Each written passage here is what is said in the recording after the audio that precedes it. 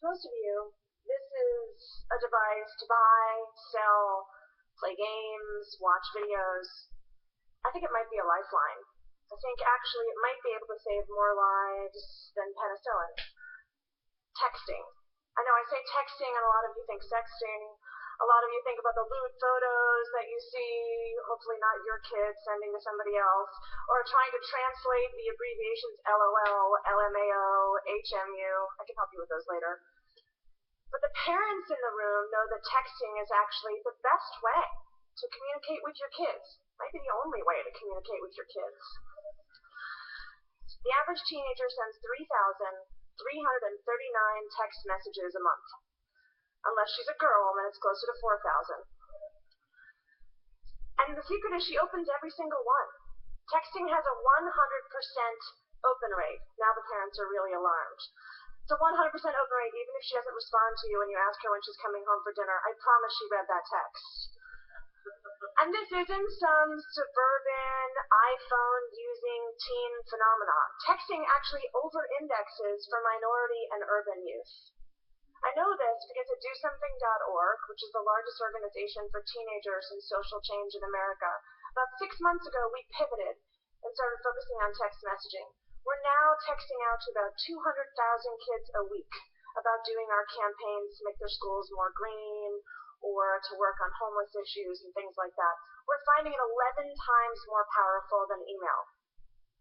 We've also found an unintended consequence. We've been getting text messages back like these. I don't want to go to school today. The boys call me faggot. I was cutting. My parents found out and so I stopped, but I just started again an hour ago. Or, he won't stop raping me. He told me not to tell anyone. It's my dad. Are you there? That last one's an actual text message that we received. And yeah, we're there. I will not forget the day we got that text message. And so it was that day that we decided we needed to build a crisis text hotline. Because this isn't what we do. We do social change. Kids are just sending us these text messages because texting is so familiar and comfortable to them, and there's nowhere else to turn. They're sending them to us. But think about it. A text hotline is pretty powerful. It's fast. It's pretty private. No one hears you in a stall. You're just texting quietly.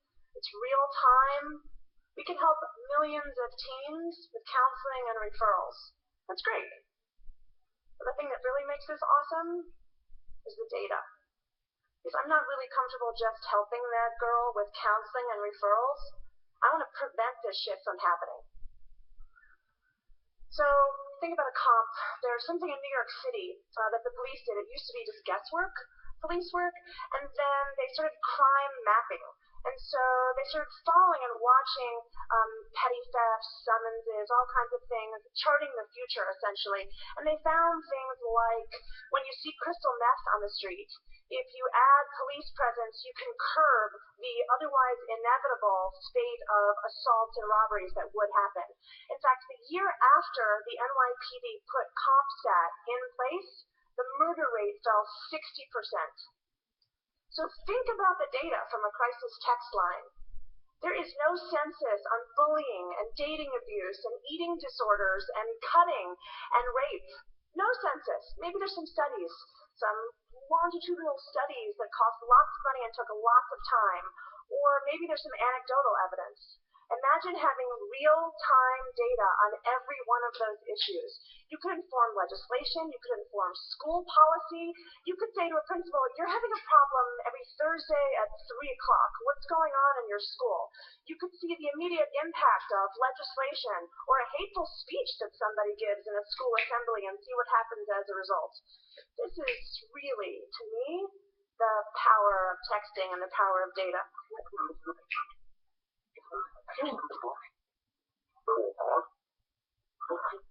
I'm just gonna...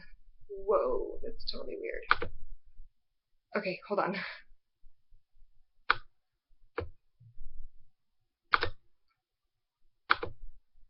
And go. For Facebook to find my friend from the 3rd grade. Think about the data from a crisis text line. There is no census on bullying and dating abuse and eating disorders and cutting and rape. No census. Maybe there's some studies, some longitudinal studies that cost lots of money and took lots of time. Or maybe there's some anecdotal evidence. Imagine having real-time data on every one of those issues. You could inform legislation, you could inform school policy, you could say to a principal, you're having a problem every Thursday at 3 o'clock. What's going on in your school? You could see the immediate impact of legislation or a hateful speech that somebody gives in a school assembly and see what happens as a result. This is really, to me, the power of texting and the power of data. Because while people are talking about data, making it possible for Facebook to find my friend from the 3rd grade, or Target to know when it's time for me to buy more diapers, or some dude to build a better baseball team, I'm actually really excited about the power of data and the power of texting to help that kid go to school, to help that girl stop cutting in the bathroom, and absolutely to help that girl whose father is raping her. Thank you.